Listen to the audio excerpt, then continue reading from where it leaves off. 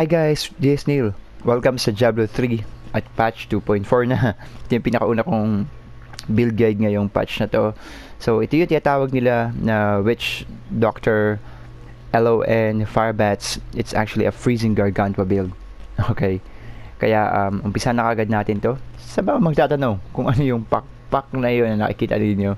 So for your information, this patch 2.4 meron tayong bagong events kung tawagin nila yung set dungeons. So of course natapos ko na yung all classes set dungeons under master mode, kaya meron akong reward na wings. Okay, so pakaganda na wings na yan. So ibig sabihin kapag may nakita kayo may suot yan na wings na yan, ibig sabihin master yan ng all set dungeons. Okay, so umpisa na kagad natin tong build guide ko. So we go for skills and then we go for items, then go for gameplay. Okay? So, umpisa agad natin to. Syempre, pinakauna yung Firebats na skill. So, ngayong patch 2.4, mas pinalaki na yung radius nito. And piliin yung rune is yung Cloud of Firebats. Kasi sa Cloud of Firebats, guys, makikita niyo ito yung pinakamalakas yung damage. Kasi that would scale up to 850% weapon damage after, 300 seconds. Okay? And also, with a combination of the staff of Chiro kung tawagin nila. So yung Firebats sa inyo mas mabilis umatake. That will be 100% increase attack speed, and then also mas mura siya, mas tipid siya dahil it is like 75% less mana. Okay? So kargahan nyo pa yan sa helm ninyo ng 15% Firebat damage, sa boots na 15% Firebat damage. So magiging sobrang lakas yung damage ng Firebat sa inyo. At ito pa maganda dito, kung ko-combine nyo yan sa Coils of the First Spider, makikita nyo dito, while channeling Firebats, you gain 30% damage reduction. Mas makunat kayo. At ito pa ha, meron tong up to 80,000. Yan, 80,000 na life per hit. So isipin nyo, habang nag-channel kayo ng Firebats, meron kayo life per hit doon na up to 80,000. Then meron kayo 30% damage reduction. So napakakunat ninyo. Also, hindi rin biro yung damage niyo. Okay? So, ito yung Firebats. Okay? So, nakikita nyo medyo kinakain yung mana ko kapag nagpa-Firebat ako. Pero, don't worry guys. Dahil sa tulong nung skill natin na Big Bad Voodoo, nakita nyo? So, sa Big Bad Voodoo, nakita nyo na mayroon siyang restores 250 mana per second while standing. Yun yung Rain Dance. So, huwag nyo kalimutang ilagay yung Rain Dance. So, makikita nyo yan. Tsaka, kapag nandun kayo sa Big Bad Voodoo, doon, automatically, movement speed ninyo, it will increase by 20% for 20 seconds. Okay? Tsaka yung attack speed. Okay, so makikita ninyo, yan, maglalagay ako ng Big Bad Voodoo. At, magpa-Firebats na ako. Kita nyo naman, halos hindi na nauubos yung Firebats ko. Okay? At, ginagamit din natin yung para sa rework ngayon na Aquila, Keras. So makikita niyo dito, while above 90% primary resource, all damage taken is reduced by 50%. Mas makunat ka na naman. So, yan talaga yung tutulong sa'yo. So, tandaan nyo guys, kapag hindi kayo nagpa-firebat, sobrang lambot ninyo. Hindi naman sobrang lambot, pero malambot kayo. Pero once na nagpa-firebats kayo guys, ewan ko lang. Alam ko dito sa setup kong to, umaabot ng 600 million yung toughness ko. So, sobrang kulat ko. Almost 500 million, guys. Isipin niyo yun. Okay. So, para naman sa mga mobility, we go for Spirit Walk. Siyempre, piliin niyo yung Jaunt dahil it will increase the duration of your Spirit Walk. So, eto yun.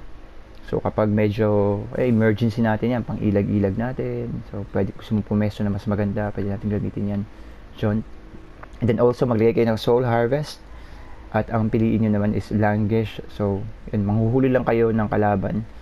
Mga 5 kalaban lang para mas makunat kayo guys, mas makunat kayo pag nakakahuli kayo dito. Okay, so ito yun, huli lang kayo ng kalaban.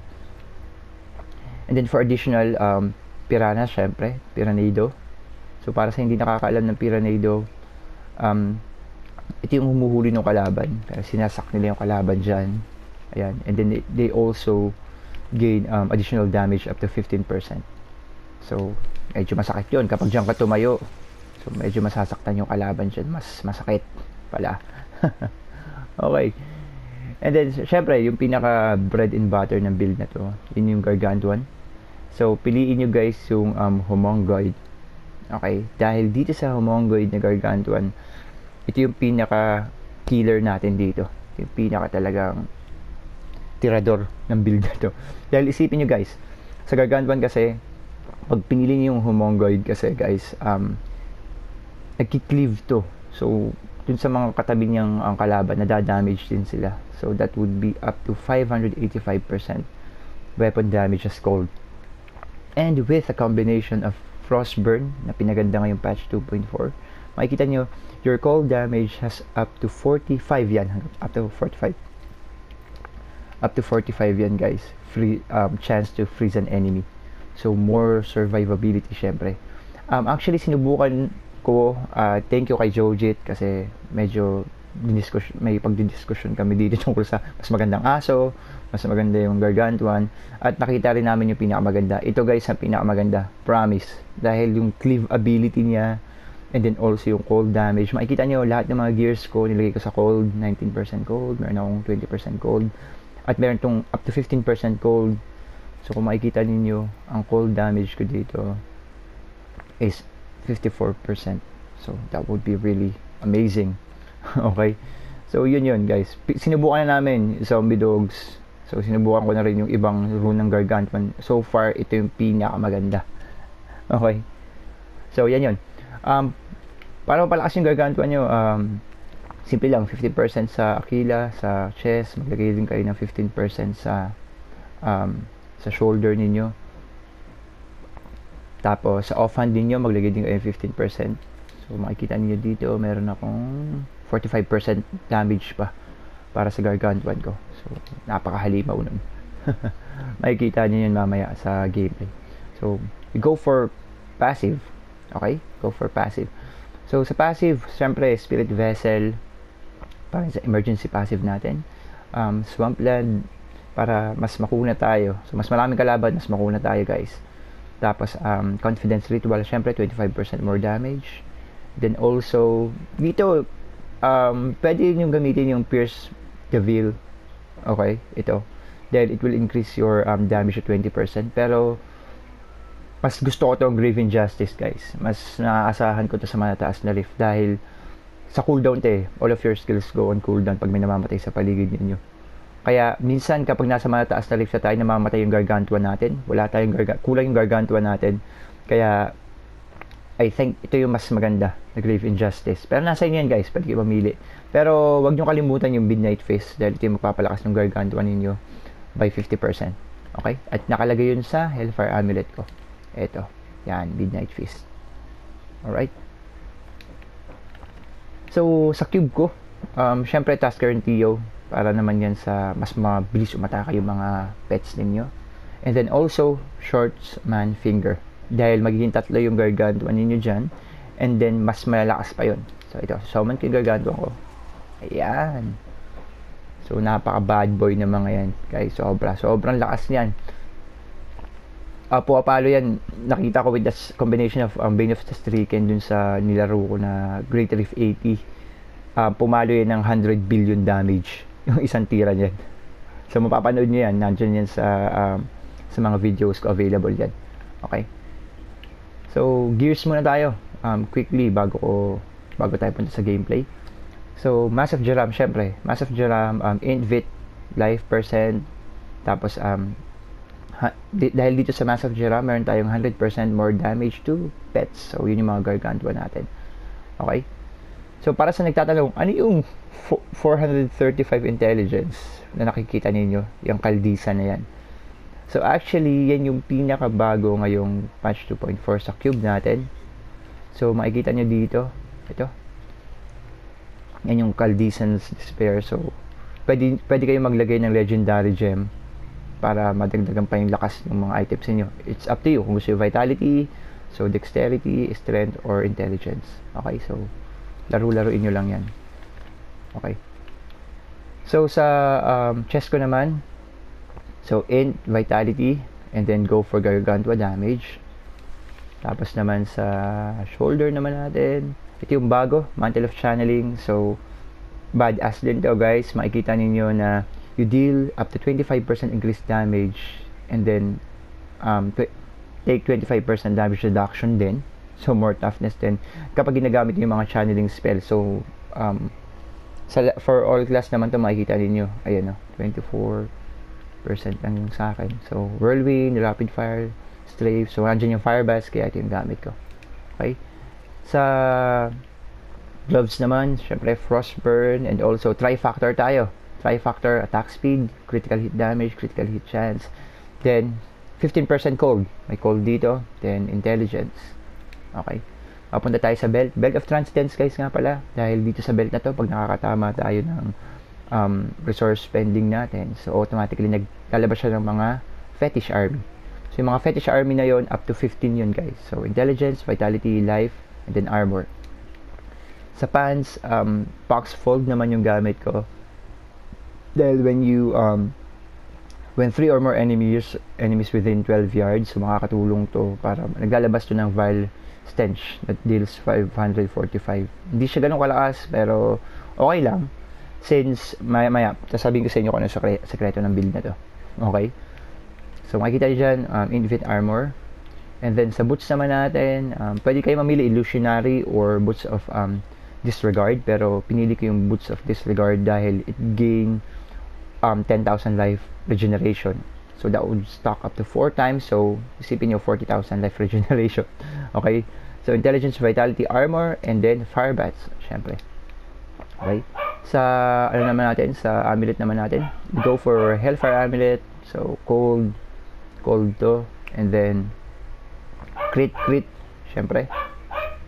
Then, sa bracer naman natin, we go for intelligence, vitality. And then, life per second. Mas maganda siguro kung armor, critical. So, sa offhand naman natin, piliin nyo guys yung Henry. Dahil sa Henry, makikita nyo na the first time an enemy deals damage to you, meron ka kagad na 80% damage reduction, tsaka ma-charm yung kalaban. Lagyan nyo rin siya ng 15% na Gargantua. And then we go for, syempre, Star Metal Concrete. Medyo rare tong item na to. Pero maganda dito is, it reduces the cooldown of Big Bad Voodoo by 1 second each time your fetish deals damage. So, naglalabas to ng fetish army.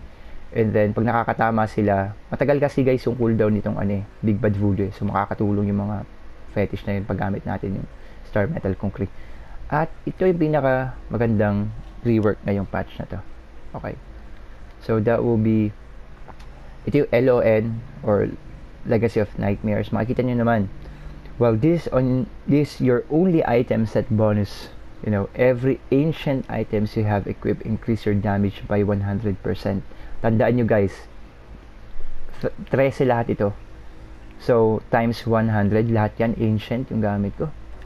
So, meron akong 1,300% damage. So, ito yung game changing ngayon. So, maraming magbubukas na build ngayong patch 2.4 dahil dito. Thank you Blizzard para dito. Okay, so Trifactor din. Syempre, attack speed, crit. Ganun din sa kasunod. Attack speed, crit.